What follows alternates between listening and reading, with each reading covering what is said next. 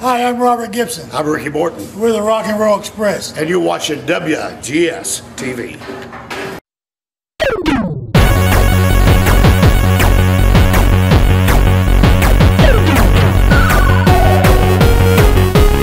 You have warped your way into another episode of WGS-TV right here on YouTube.com/WrestleGamer. I'm the WrestleGamer Double B Billy Boudreaux, and guys and gals, the time is almost upon us. Yes, ladies and gentlemen, tomorrow is WrestleMania, and I figured might as well go ahead and preview it for you guys here on the channel and give you guys my predictions on each match. Now, I'm going to start with the first two matches that are going to be on the kickoff show. The first is going to be the Tag Team Championship on the line in a fatal four-way. Tyson, Kidd, and Cesaro defending against the Usos, Los Matadores, and the New Day. Now, there's a lot of speculation as to what might happen in here. You know, will they put the titles back on the Usos? Will they keep them on Tyson, Kidd, and Cesaro? Or will WWE see fit to possibly put them on Los Matadores or the New Day? Barring if you guys out there believe that either one of those teams are ready to become tag team champions. I could say the same thing about what happened with Tyson, Kidd, and Cesaro when they first won the championship. I really didn't think they were ready, but apparently WWE thought they were. Now, as far as who might come out on here, I want to lean about 85-90% towards the Usos. So that's going to be my pick. The second annual Andre the Giant Memorial Battle Royal. I remember the first one last year when yours truly was actually there at the Superdome for last year's WrestleMania. And if you guys want to check out that video, I'll try to put it up either on a card or an annotation somewhere with a direct link to it, so you guys can check it out for yourself if you haven't yet already. And I remember the air of excitement for that battle royal. I remember it was very, very exciting. You know, it was the first time I was ever in an environment like that. And, you know, seeing the conclusion with Cesaro dumped Big Show over the top rope, it really brought the crowd to its feet. Now, what has Cesaro done since he winning the championship? I mean, the Battle Royal? Not much, you know, except for being one half of the tag team champions. So, you know, as far as who might win this Battle Royal, I can tell you right now, if you could probably exclude Mark Henry, Big Show, anyone with a sordid size advantage. I know Hideo Itami won like some sort of a special NXT Battle Royal to qualify for the Andre the Giant Memorial Battle Royal. But as far as who might win this one, this is really a toss of the coin. To be honest, you know, the odds are 1 in 30 almost, and it's really hard to say. You know, because did a lot of people think Cesaro was going to win it last year? No. So it's really, really random chance here, guys. It's really, you really can't predict about a winner. You really can't, because it's too hard to call. It's really too hard to say anything about what might happen. But if I want to put my money on someone, you know what would be funny? It would be if it was Curtis Axel. So you know what, brother? We're going to go with Axelmania. Run him wild, brother. I'm pretty sure I'm going to get a few comments about that.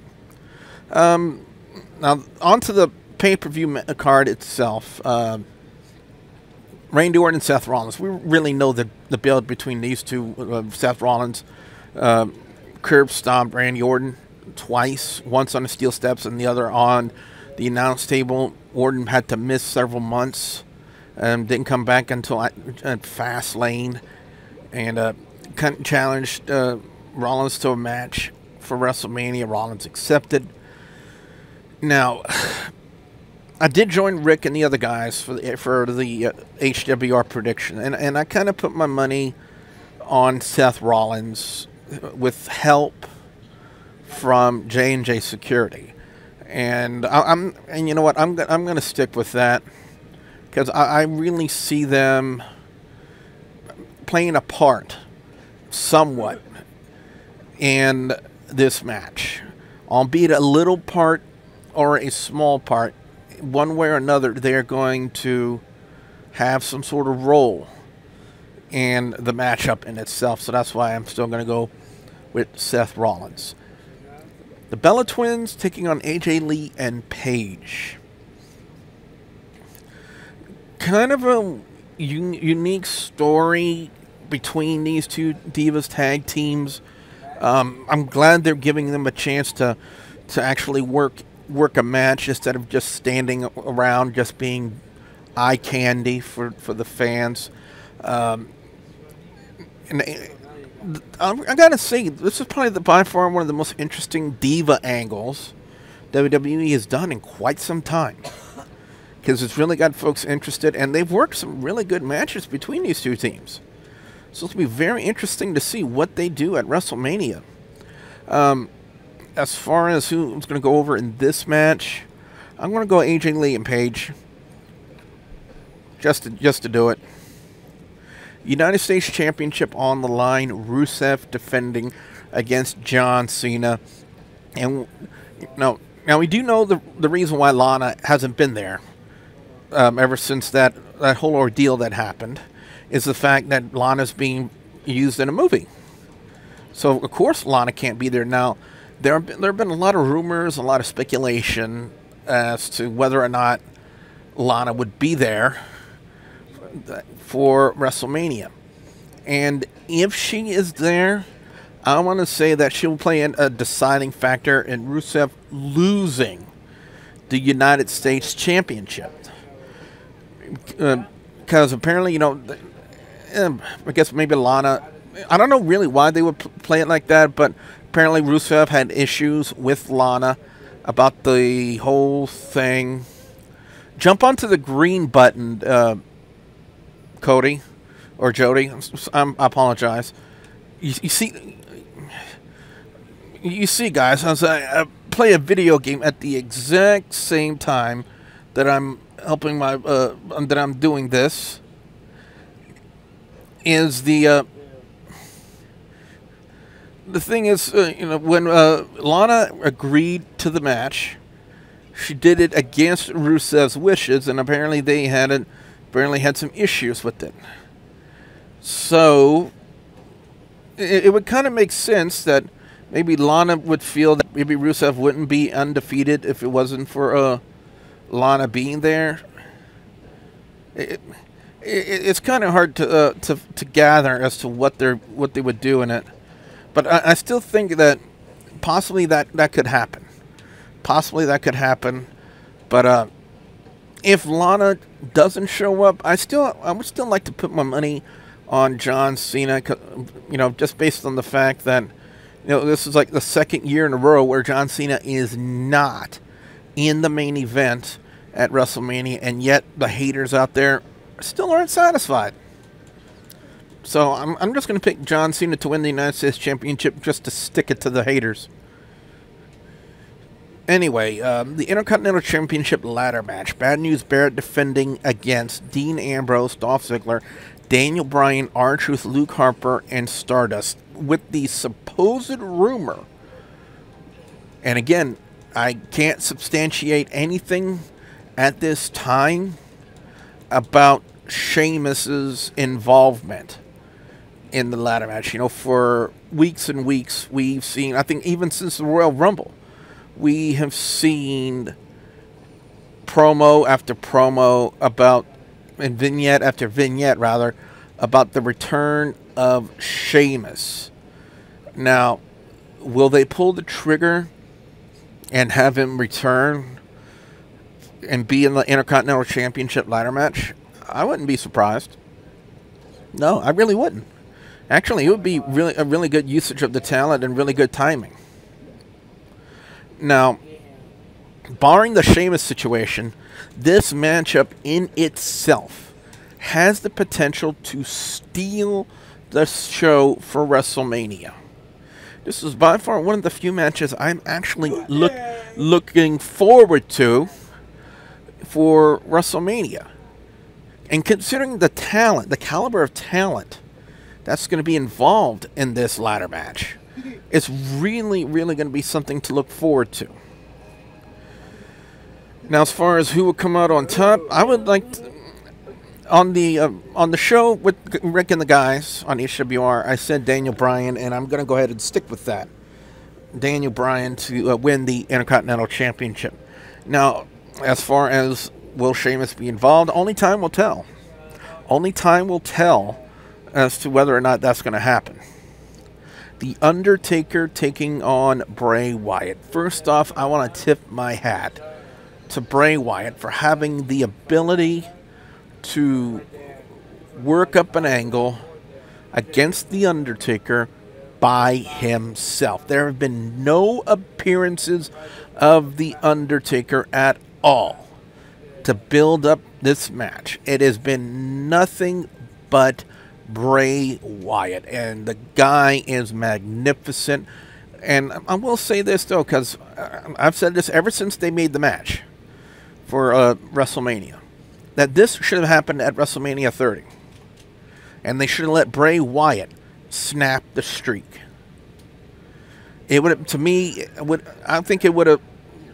They had Brock Lesnar do it. What does that do for his career? Nothing. But what about someone like Bray Wyatt? What about someone like him, who's really fresh in his career, and it's basically his sophomore year in WWE in a sense, and to build him up as a new face of fear and have him snap the Undertaker's undefeated WrestleMania streak, to me would have done gangbusters for his career, and how well that would have done. But apparently WWE didn't see it that way. Because apparently probably Brock Lesnar cried at wine. Wait, I want to be the one to bring the Undertaker streak. I want to be the beast. And WWE kind of just let him do it. Anyway, guys and gals, as far as this match goes, I want to say Bray Wyatt has to win this one. Has to win this one to really kind of cement himself. You know, if they really want to go with this face of fear gimmick for Bray Wyatt, then they really need that him to win. Really need him to win. So, Sting and Triple H. I'm still wondering, guys and gals, if today's wrestling fan, or wrestling fans rather, just understand how epic this match is on paper. Think about it. You got two of the major cornerstones in the wrestling industry, from WWE, represented by Triple H, and WCW, represented by the icon Sting. Guys, and we know for years and years that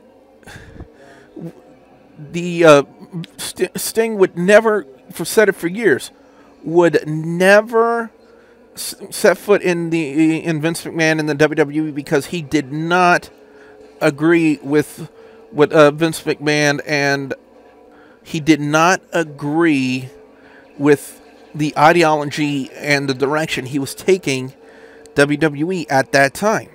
So Sting said he would never appear because he would be morally against what Vince McMahon would be trying to do. So kind of makes sense now, if you think about it, after 14 years, to see the Stinger for WrestleMania, And I know a lot of fans out there are saying, oh, no, it's got to be Sting and Undertaker. It's got to be Sting and Undertaker. There's a difference between fantasy and reality. And apparently fans, they don't agree with Sting and Triple H being there, being that match. I do. Because it is going to be a huge match. Now, Sting, I want to pick Sting to win. I want to pick him to win just based on the fact that it's his first ever WWE match. His first ever WrestleMania. And to me, and that would be just absolutely amazing to see that. And not only that, but to see the kind of fanfare that there's going to be for Sting. And I really hope that this isn't the only WWE match that we see with Sting. Because I would like to see more stuff and future stuff with him. Now, does it have to be on a constant basis? No. No, it doesn't. But I really want to see more and more stuff involving the Stinger and seeing what he can do. As I'm having to help my little brothers once again in the game they're playing because apparently they don't know what they're doing. The WWE World Heavyweight Championship match. Brock Lesnar defending against Roman Reigns. And ever since Roman Reigns won the Royal Rumble this year, the fans have just been absolutely snippy as hell about it. Like, oh no, Roman Reigns doesn't deserve it. Roman Reigns shouldn't be there. Roman Reigns. That's the thing about wrestling fans, or today's wrestling fans today, is the fact that they are so uppity, so persnickety. You know, we try to give the fans what they want. No, now they're giving us what we want. We don't want that anymore. We want this, and it just gets to the point where it gets frustrating because there's no pleasing them. There's no pleasing uppity wrestling fans today. The only thing I can say about this, WWE for WrestleMania 30 kind of avoided disaster for the main event by finding a way to include Daniel Bryan in it. WWE does not have that luxury this time. WWE has no way to kind of amend the main event like they did last year. And I don't think they should. I really don't think they should.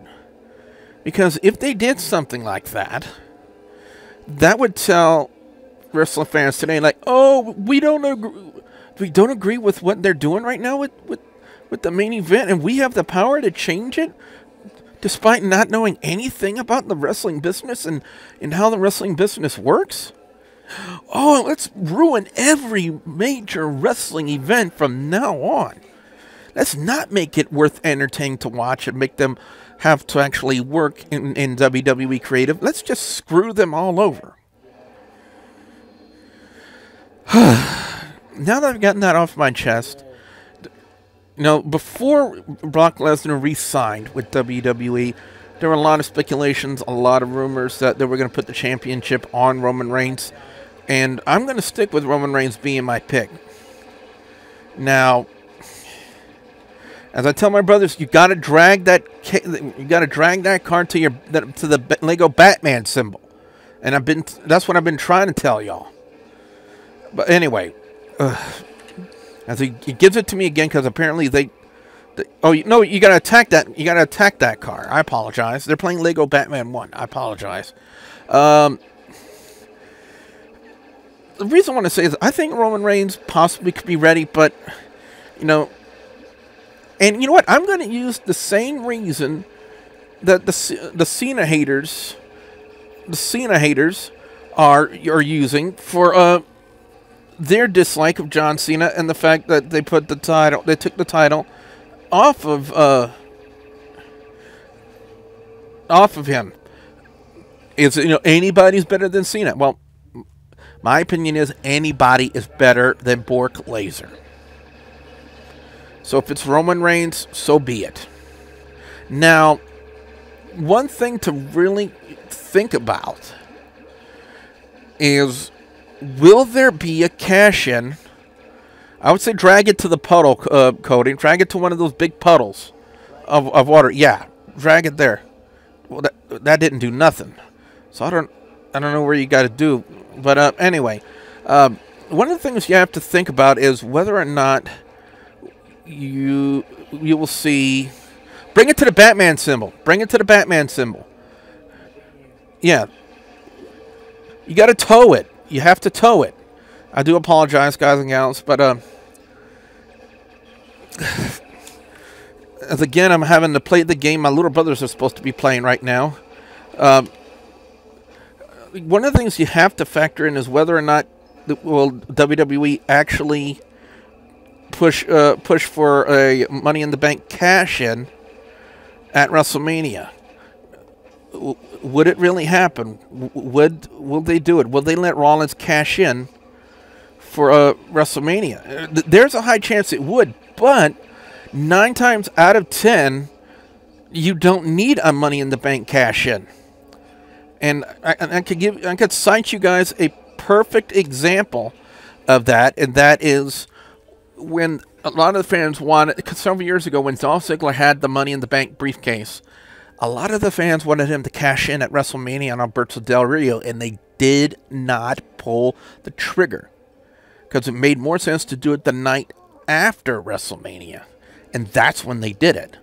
So I would not be shocked to see them not pull the trigger and have Rollins cash it in.